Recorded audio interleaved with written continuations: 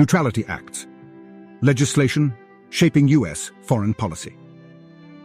Research. Trouble 1. Introduction. The Neutrality Acts of the 1930s were a series of laws passed by the United States Congress aimed at limiting the nation's involvement in foreign conflicts. Reflecting the prevailing isolationist sentiment in the aftermath of World War I, these acts were designed to prevent the entanglements that had led to America's entry into the war. They symbolize a significant period in U.S. foreign policy, where neutrality and non-intervention were prioritized in response to rising global tensions. 2. Timeline of key events. 1935. Passage of the First Neutrality Act. 1936. Second Neutrality Act is enacted.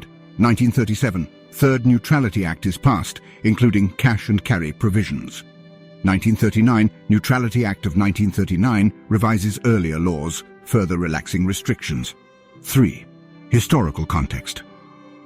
The Neutrality Acts were born out of a desire to avoid the mistakes that led to the United States' involvement in World War I.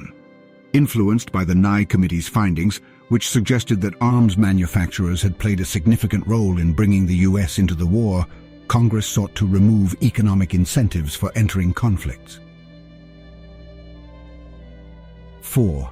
Key provisions and policies. Neutrality Act of 1935 imposed an embargo on trading arms with belligerent nations and declared that American citizens traveling on warring ships did so at their own risk.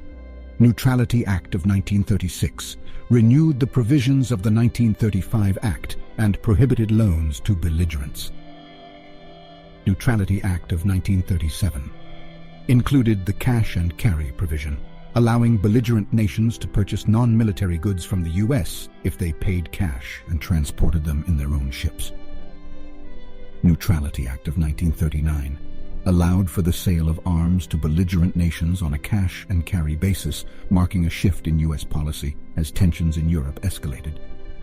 The impact on foreign policy and international relations. The Neutrality Acts significantly influenced U.S. foreign policy during the 1930s. They reflected and reinforced isolationist sentiments within the U.S., limited the ability of the U.S. to support allies or engage in foreign conflicts, even as threats from fascist regimes in Europe and Asia grew. The gradual relaxation of these acts indicated a shift towards more engagement as World War II progressed. 6. Legacy and criticisms. The Neutrality Acts remain a subject of debate among historians.